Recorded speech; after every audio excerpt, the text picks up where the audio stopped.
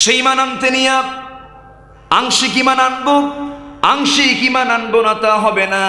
আফাতুমিনুনা বিবা'দিল কিতাবি ওয়া তাকফুরুনা বিবা'দ। কিতাবের কিছু অংশ মানবে, কিছু অংশ মানবে না তা হবে না, পুরোপুরি তোমাকে মানতে হবে।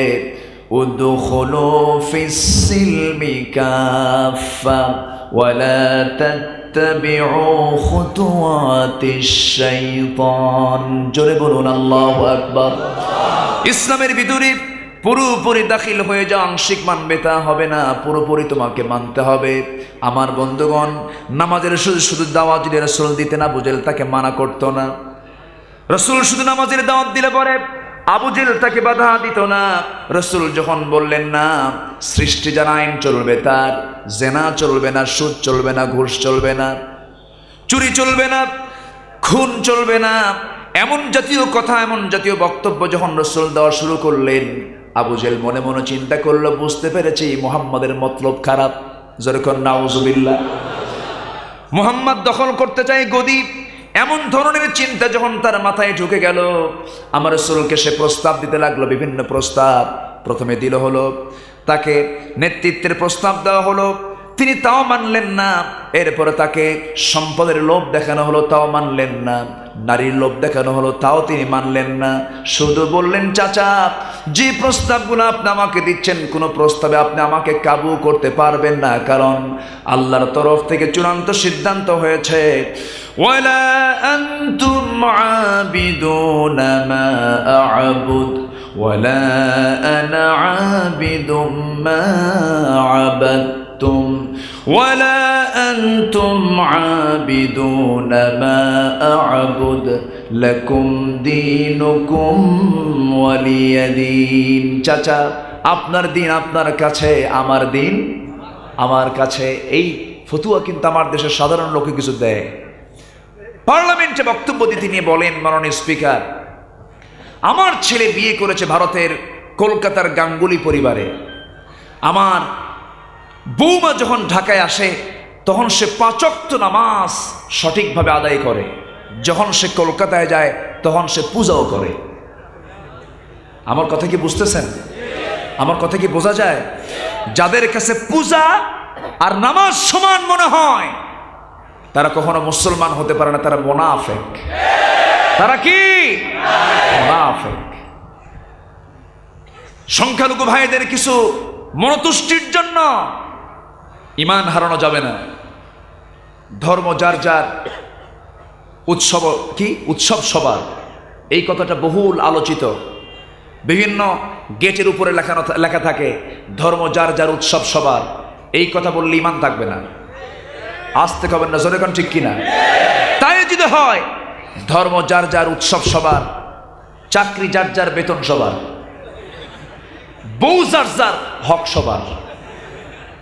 যদিও কথাটা অত্যন্ত একটু স্পর্শকাতর মনে হলো, বউ যার যার, হক তার তার, চাকরি যার যার, বেতন তার তার, ধর্ম যার যার, উৎসব তার তার। ঠিক কিনা? রোজা রাখলাম সারা মাস, আমার জন্য ঈদ উল ফিতর। তুমি বেঈমান, তোমার জন্য ঈদ উল ফিতর হতে পারে না। কিন্তু আমার দেশের কিছু মুসলমান দুর্গা পূজার প্রসাদ খেতে যায়, আছে না? আলহামদুলিল্লাহ, কি বরকতি খাবার, তাই না? বরকতি খাবার না? এরকম কিছু মুসলমান আছে না নাই? আসতে বলবেন না, আছে না নাই?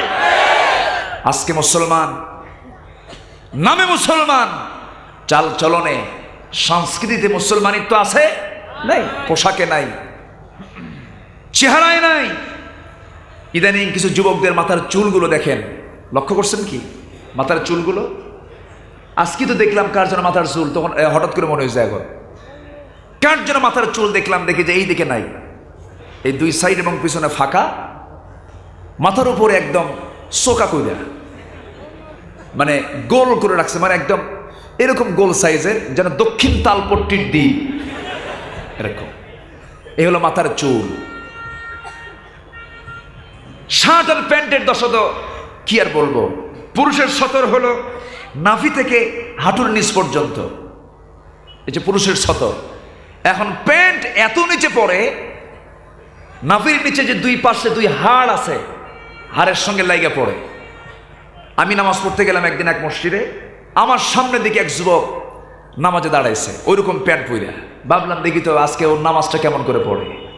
শার্টও শর্ট, প্যান্টও শর্ট।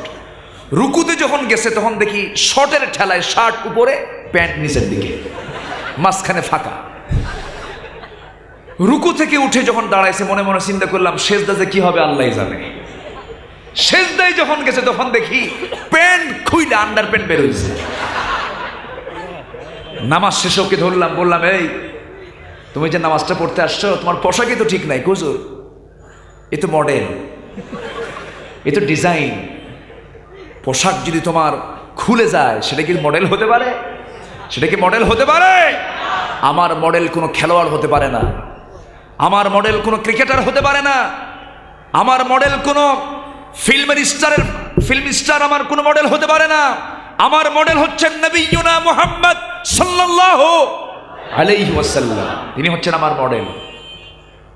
তিনি যেমন করে চুল রেখেছেন আমি তেমন করে চুল রাখবো, তিনি যেমন করে কথা বলেছেন আমি তেমন করে কথা বলবো, তিনি যেমন পোশাক পরেছেন আমি তেমন পোশাক পরবো। তিনি হচ্ছেন আমার মডেল। লাকাদ কানা লাকুম ফি রাসূলিল্লাহি উসওয়াতুন হাসানাহ। তিনি হচ্ছেন মুহাম্মদ সাল্লাল্লাহু আলাইহি ওয়াসাল্লাম। আজকে যুবকরা শেষ হয়ে গেল, মেয়েদের অবস্থা তো বুঝতেইছেন। আজকে সকালেই তো আমাকে একজন প্রশ্ন করল, হুজুর প্লাজো এটা পরা কি জায়েজ? প্লাজো কি? কি যেন একটা প্লাজো, হ্যাঁ একটা বড় পায়জামা, এইরকম 3-4 মাইল লম্বা, মানে ও প্যাঁচ খায় মরবে আরেকজনকে মারবে, ঠিক কিনা? এই হলো পায়জামার অবস্থা। থ্রি পিস যে জামাগুলো পরা হয় এটা কি মুসলমানদের পোশাক না ভারতীয় পোশাক? বিধর্মীদের কোন লেবাস, কোন পোশাক মুসলমান পরতে পারবে না। আজকে মেয়েদের পোশাক আশাক, মেয়েদের চালচলন, ঢকঢিল, এগুলো কি ইসলামের আওতায়? তারা কি ইসলাম মেনে চলছে? না। কেন? এটার মূল কারণ হলো আমার দেশের মা বোনদের ইজ্জত সম্মান সম্ভ্রম নষ্ট করার জন্য ভারত থেকে চালিয়ে দেওয়া হয়েছে ইমান বিধ্বংসী কামান, স্টার জলসা, স্টার প্লাস গুলো, ঠিক কিনা?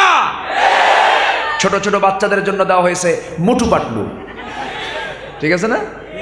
ওরা মোটু পাটলু নিয়ে ব্যস্ত হয়ে পড়ে, খালি ঠকায়, ওগুলো দেখে আর ঠকায়। দুনিয়ার দুষ্টমি করার জন্য এগুলো শেখানো হচ্ছে। সম্মানিত ভাইয়েরা, এই হচ্ছে আজকে আমার দেশের সংস্কৃতির অবস্থা। পোশাক ঠিক নাই, সংস্কৃতি ঠিক নাই, চরিত্র ঠিক নাই। এগুলো সব বন্ধ হবে, জমিনে থাকতে হবে কার বিধান? আসতে বলবেন না, কার বিধান থাকতে হবে? আর ফেসবুক তো মাশাআল্লাহ আছে 24 ঘন্টা।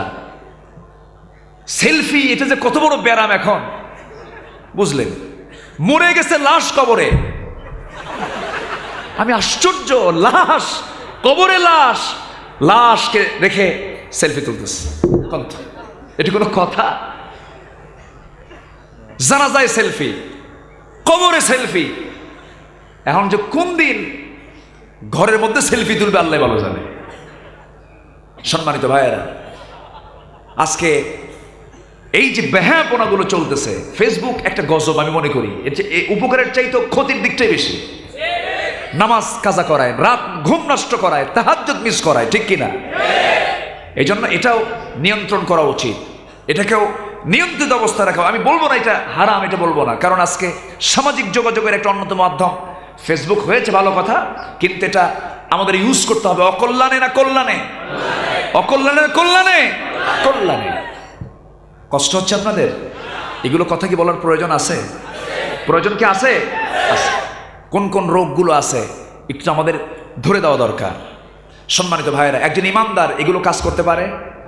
আসতে বলবেন এগুলো ইমানদার, একজন এই সমস্ত কাজ ইমানদার করতে পারে? পারে না। मेरे नबी प्यारे नबी इश्क नबी सबके नबी